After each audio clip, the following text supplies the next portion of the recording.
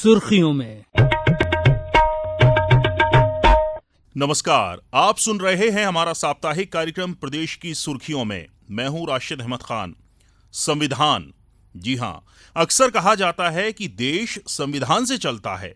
सच भी है। वैसे तो भारत में 26 जनवरी 1950 को संविधान लागू किया गया था, लेकिन इससे पहले ही स्वीकृति मिल गई थी। संविधान लागू होने से 2 महीने पहले 26 नवंबर 1949 की वो तारीख थी जब संविधान बनाने वाली जो सभा है उसमें कई दौर की चर्चाओं और संशोधनों के बाद आखिरकार संविधान को स्वीकार किया था। इसी कारण 26 नवंबर को संविधान दिवस के रूप में मनाया जाता है। संविधान दिवस संवैधानिक आदर्शों के प्रति दृढ़ता को दोहराने का दिन है, क्योंकि ये ऐसे आदर्श हैं जिन्होंने देश को प्रगति के पथ पर बढ़ाने में सहायता की है। इस वर्ष में भी इसे गरिमापूर्ण तरीके से मनाया गया। संविधान दिवस पर विस्तार से चर्चा के लिए हमारे साथ मौजूद हैं खास मेहमान डॉक्टर ब्रह्मदीप अलूने जी। आप प्राध्यापक हैं और लेखक हैं। अलूने जी, बहुत स्वागत है सबसे पहले आपका। नमस्कार। अलूने जी, संविधान दिवस कब मनाने का फैसला लिया गया और उसके पीछे क्या उद्देश्य है? सबसे पहले हमारे जो श्रोता हैं वो यही जानना चाहते हैं। देखिए, संविधान हमारी भावनाएं होता है, किसी राष्ट्र की पहचान होता है। संविधान जीने का जज्बा होता है, किसी राष्ट्र की भावनाओं को प्रदर्शित करने का तरीका होता है। और संविधान दिवस की शुरुआत डॉक्टर भीमराव अंबेडकर, जो हमारे संविधान निर्माता भी है, उनकी 125वीं जन्मशती जो 26 नवंबर 2015 को मनाई गई, उसी दिन से देश में संविधान दिवस की शुरुआत हुई। उस साल से संविधान दिवस मनाने का निर्णय लिया गया। हालांकि पहले इसे जो है वो कानूनी दिवस या संवैधानिक दिवस के तौर पर जाना जाता था, लेकिन 125वीं जयंती के साथ ही इसको संविधान दिवस के तौर पर देश में मनाने का निर्णय लिया गया। जी जी, और इसके पीछे का उद्देश्य क्या है? देखिए, संविधान को समझना चाहिए, संविधान के प्रति जागरूकता होना चाहिए, क्योंकि हम गुलामी के कई बरसों के बाद जो हमने सही, जिसको पाने के लिए हमारे देश के कई लोग कुर्बान हो गए, जिसमें सभी लोग शामिल थे। चूँकि हमारा राष्ट्र सभी नागरिकों को समान अधिकार देता है, समानता का अधिकार देता है, इस कारण सभी लोगों को अपने संवैधानिक दायित्वों को समझना चाहिए, संवैधानिक जिम्मेदारियों को समझना चाहिए, अपने अधिकारों को समझना चाहिए। और इस सबसे बड़ी बात यह है कि हम कैसे संवैधानिक अधिकारों का उपयोग करते हुए समर्थ भारत का निर्माण करें, यह सब समझने के लिए संविधान दिवस मनाने का निर्णय लिया गया। जी, अलूने जी, संविधान दिवस पर जो है किस तरह के आयोजन किए जाते हैं, किस तरह लोगों को संविधान को लेकर जागरूक किया जाता है? ऐसे कौन से आयोजन होते हैं? किस तरह से लोगों को संविधान के प्रति या उसका ज्ञान हो, किस तरह जागरूक किया जाता है? देखिए, बड़ा दिलचस्प सवाल है आपका। संविधान दिवस बहुत अच्छे से मनाया जाता है। स्कूलों में जब हम संविधान की शपथ लेते हैं, प्रतिज्ञा करते हैं, तो जब संविधान की प्रस्तावना का वाचन होता है, उससे लोगों के सामने बहुत सारी चीज़ें स्पष्ट होती है, लोग जागरूक होते हैं। शपथ लेने के बाद संविधान के जो आदर्श हैं उन पर स्कूलों में चर्चा होती है, महाविद्यालयों में चर्चा होती है। इसके नतीजे होते हैं कि जो नन्हे मुन्ने बच्चे हैं या जो स्कूल में पढ़ने वाले बच्चे हैं, वो अपने संविधान की महत्ता को समझते हैं, वो उनके व्यवहार में परिलक्षित होता है। इसके साथ साथ महाविद्यालयों में भी ऐसे कार्यक्रम आयोजित होते हैं।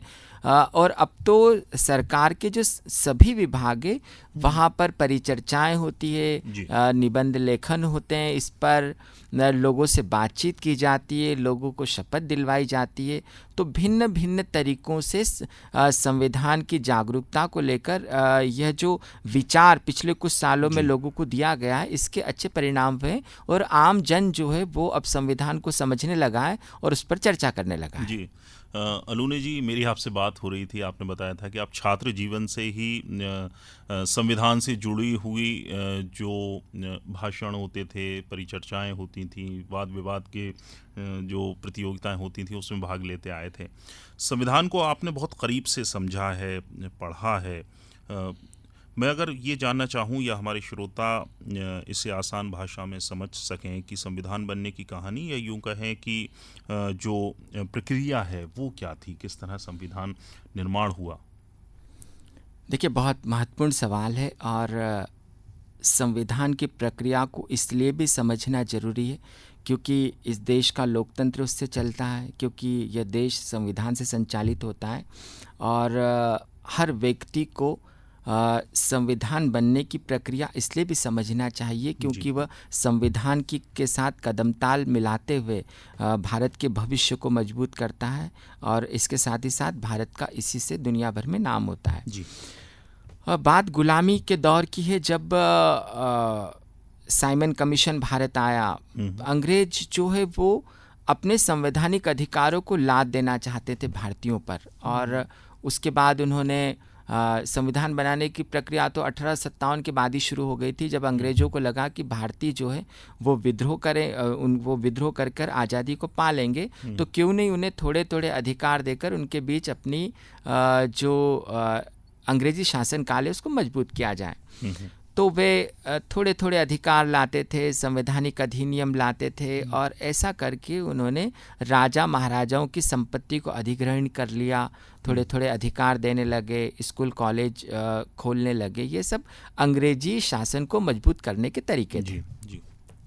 इस बीच भारतीयों जब 1909 में जब संवैधानिक बदलाव लाने के तौर पर पहली बार सांप्रदायिक निर्वाचन प्रणाली जो है वो अंग्रेजों ने भारत में लागू कर दी।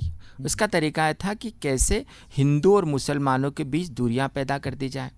फिर 1919 में भी इनके द्वारा यही किया गया। तो इस सारी कवायद में जो हमारे आज़ादी के आंदोलन के जो अग्रज थे या जो प्रणेता थे, उनको ऐसा लगा कि भारत का संविधान भारत को ही बनाना चाहिए और भारत की आवाज़ ही होना चाहिए। उसके बाद फिर साइमन कमीशन आया, जिसमें आप सब जानते हैं कि लाला लाजपत राय को जो डंडे लग गए तो उसका विरोध करते और उनकी मृत्यु हो गई थी। ये सब होने पर अंग्रेजों के द्वारा कहा गया कि भारत जो है वो अपना संविधान नहीं लिख सकता, भारत का भाग्य भारत नहीं लिख सकता, क्योंकि भारत तो इतना विविधता में बटा हुआ है कि भारत के टुकड़े हो जाएंगे।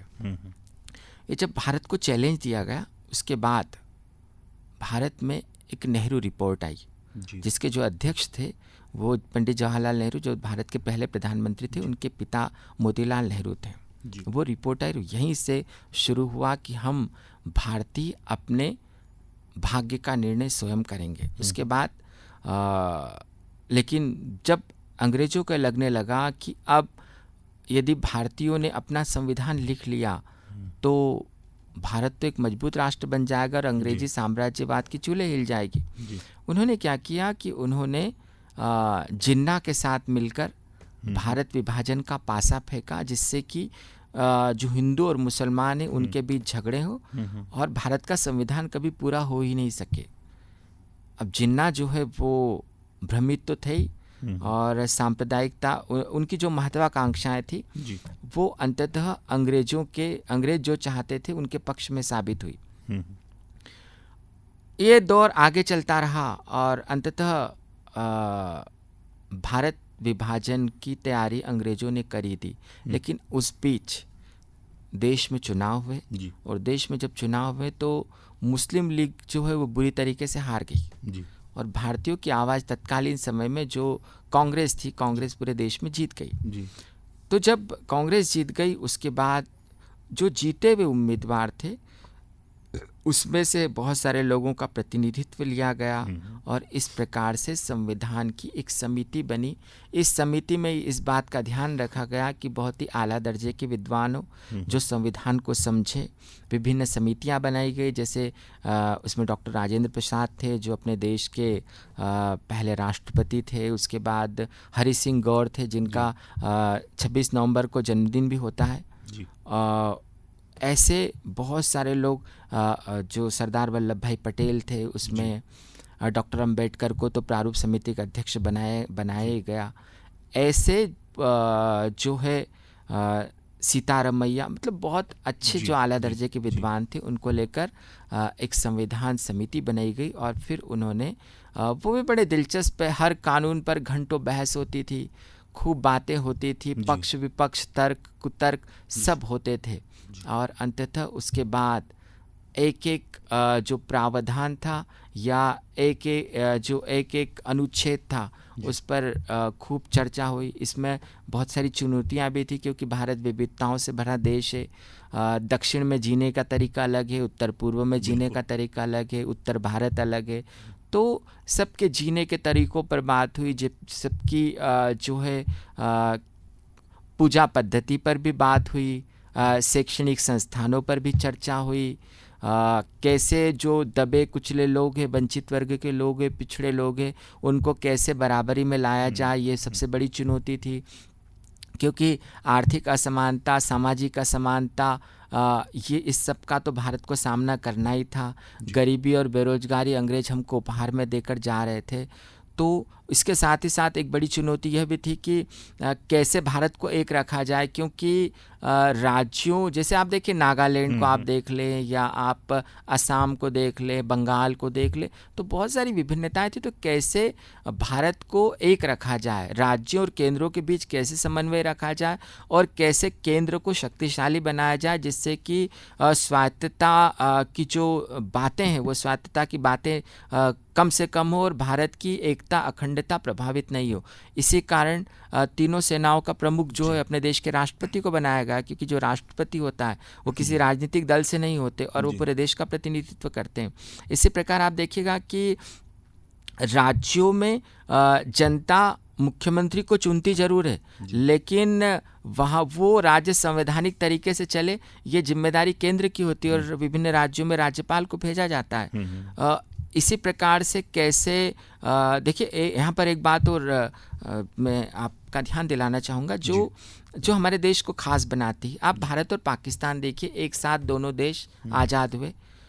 भारत में चूँकि राजा महाराजा थे और राजा महाराजाओं का राज रहा लंबे समय तक, तो उनका समाज पर बहुत प्रभाव था। अब उन राजा महाराजाओं के अधिकारों में कटौती कर कर कैसे सामान्य जन को उसका नेतृत्व दिया जाए, इसके लिए अपने देश में एक पारदर्शी जो है भर्ती प्रणाली को लागू किया गया। मतलब एक गरीब का बेटा कलेक्टर बनकर किसी भी जिले में जाता है और वो वहाँ का प्रशासन चलाता है। ये एक बहुत ही क्रांतिकारी कदम था, क्योंकि ऐसी पारदर्शिता से जो हमारी युवा पीढ़ी है वो प्रेरित हुई कि कैसे देश की सेवा करें। और ये अवसर जो ये सबको दिए गए, इसमें जात धर्म संप्रदाय या ऐसा कोई भेदभाव नहीं था। लेकिन पाकिस्तान में क्या हुआ कि पाकिस्तान में कोई भी पारदर्शी प्रणाली नहीं आई भर्तियों की। और वहाँ पर क्या हुआ कि वहाँ पर पंजाब और जो सिंध है वहाँ के जो लोग हैं वो सेना में भी ऑफिसर बन गए, वो सबदूर ऑफिसर बन गए। इसका नतीजा हुआ कि जो पंजाब है वहाँ के लोगों का कब्जा हो गया और इसी कारण बंगालियों ने विद्रोह किया और 1971 में पाकिस्तान के दो टुकड़े हो गए। पर आप भारत में देखेंगे तो भारत में आप कैडर देखिएगा, IAS IPS जो लोग बनते हैं, कोई बंदा किसी भी राज्य का है उनको दूसरे राज्यों में पहुंचाया जा सकता है। मतलब ये जो हमारी संघ लोक सेवा आयोग की प्रणालियाँ थी ये बहुत ही कारगर साबित हुई। और संविधान को आप जितना समझेंगे जितना देखेंगे उतने ही संतुष्ट होंगे, क्योंकि देखिए हमारे संविधान में एक शक्ति पृथक्करण का सिद्धांत है जहाँ पर न्यायपालिका, व्यवस्थापिका और कार्यपालिका तीन चीज़ें जो तीनों से देश का संचालन होता है। शक्ति पृथक्करण यानी न तो न्यायपालिका अपने आप को सर्वश्रेष्ठ समझ सकती है, न कार्यपालिका समझ सकती है, न व्यवस्थापिका समझ सकती है। मतलब यदि व्यवस्थापिका नियम बनाती है तो कार्यपालिका उसको लागू करती है और कार्यपालिका लागू कर दे तो वो नियम सही है या नहीं है ये न्यायपालिका देखती है। यदि ऐसा लगता है कि न्यायपालिका में कोई दिक्कत है तो इस पर संसद में चर्चा हो सकती है। तो हमारे देश में इस बात का ध्यान रखा गया कि कोई भी शासन का कोई भी तत्व या शासन का कोई भी पार्ट जो है वो तानाशाह किसी भी कीमत पर हो नहीं सके। तो एक बहुत ही नियंत्रण और संतुलन पर हमारी संवैधानिक प्रक्रिया चलती है। और यही कारण है कि दुनिया भर की व्यवस्थाओं में आप देख लीजिए, जहाँ पर सत्ता हस्तांतरण, यहाँ तक कि अमेरिका में भी जब बाइडेन सत्ता में आया तो ट्रंप के जो समर्थक है वो संसद में घुस गए और हिंसात्मक आंदोलन। भारत का इतिहास उठाकर देखिए कि हम आज़ादी के अमृत महोत्सव मना रहे हैं, अब उसको पार कर चुके हैं 75 सालों को। हमारे यहाँ पर शांतिपूर्ण तरीके से सत्ता का हस्तांतरण होता है। पक्ष और विपक्ष के जो लोग होते हैं वो एक दूसरे पर चुनावी सभाओं में चाहे जितनी आलोचना कर ले, लेकिन इस देश का इतिहास रहा है कि कांग्रेस की गवर्नमेंट में भी, नरसिम्हा राव गवर्नमेंट में देश का प्रतिनिधित्व करने के लिए विपक्ष के नेता अटल बिहारी वाजपेयी को भेजा जाता है जी। और वो जाते हैं खुशी खुशी। और उसके बाद पाकिस्तान की जो बेनजीर भुट्टो वो इस पर कमेंट करती है कि भारत का लोकतंत्र है जहाँ पर विपक्ष का नेता अपने देश का प्रतिनिधित्व करने के लिए भेजा जाता है और यहाँ पर विरोध करते हैं। तो भारत का जो संविधान है वो कमाल का है। और सबसे अच्छी बात यह है कि भारत का संविधान हमारे चरित्र में, जहाँ पर जिसको हम रोज जीते हैं, जिसके साथ हम मुस्कुराते हैं, ये कारण है कि जो ये अधिकारों की जो भावना है वो हर नागरिक में है। और यही कारण है कि हमारे बीच जो है वो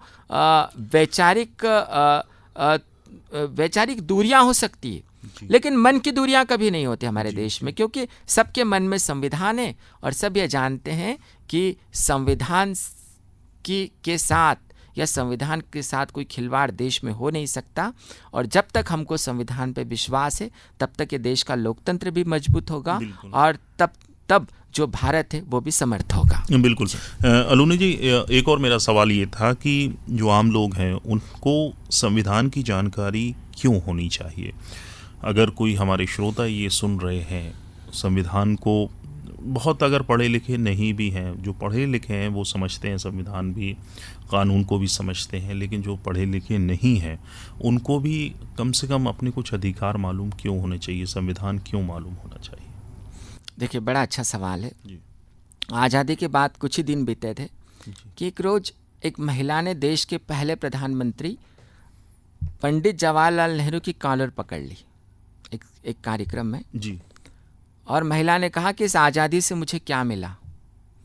तो पंडित जवाहरलाल नेहरू का जवाब था कि इस आज़ादी से आपको यह अधिकार मिला है कि इस देश के प्रधानमंत्री की आप कॉलर भी पकड़ सकते हैं। कुल मिलाकर बात यह है जी कि भारत का जो संविधान है वो बराबरी का अधिकार देता है जी। वो आपको शिक्षा का अधिकार देता है, वो आपको स्वतंत्रता का अधिकार देता है, वो आपको अपने अनुसार जीने का अधिकार देता है, आपको वो अधिकार देता है कि आप जो है विकास की, उन्नति के नए आयाम स्थापित करें। वो आपको अधिकार देता है कि आप देश के किसी भी बड़े से बड़े पद पर जा सकते हैं।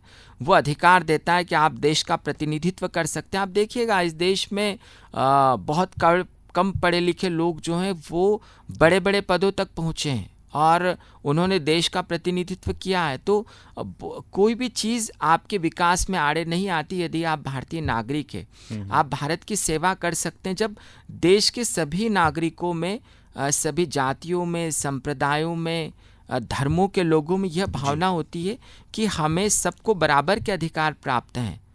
तो इससे देश मजबूत होता है, देश की एकता और अखंडता मजबूत होती है। इस कारण देश के हर नागरिक को संविधान इसलिए समझना चाहिए क्योंकि वो संविधान को समझकर सही तरीके से अपने जीवन के उद्देश्यों को प्राप्त कर सकता है। वो संविधान को समझने से उसके आत्मविश्वास में वृद्धि होगी। संविधान को समझने से वो देश के विकास में कदमताल मिलाकर चल पाएगा। संविधान को यदि बेहतर तरीके से समझता है हर नागरिक तो फिर वो लोकतंत्र को मजबूत कर पाएगा, क्योंकि जो लोकतंत्र जितना मजबूत होगा उतना ही देश मजबूत होगा। तो हर नागरिक जो है जितना जागरूक होगा, जितने अपने दायित्वों को समझेगा, उतना ही वो जिम्मेदार नागरिक होगा। बिल्कुल। और जितने वो अधिकार समझेगा, उसके साथ साथ अपने राष्ट्र के प्रति कर्तव्य भी समझेगा। क्योंकि जो लोग राष्ट्र के प्रति कर्तव्य समझते हैं वही राष्ट्र महान बनते हैं। तो संविधान दिवस को मनाने का उद्देश्य यह है कि हर आदमी अपना कर्तव्य समझे, और यदि वो कर्तव्य को समझकर राष्ट्र के लिए जब काम करेगा तो फिर भारत को समर्थ भारत या सबसे बेहतर भारत बनने से कोई नहीं रोक सकता। बिल्कुल बिल्कुल। अलूनू जी, अगला सवाल भी मेरा पिछले सवाल से जुड़ा हुआ ही है कि संविधान में जो मौलिक अधिकार हैं वो कौन कौन से हैं?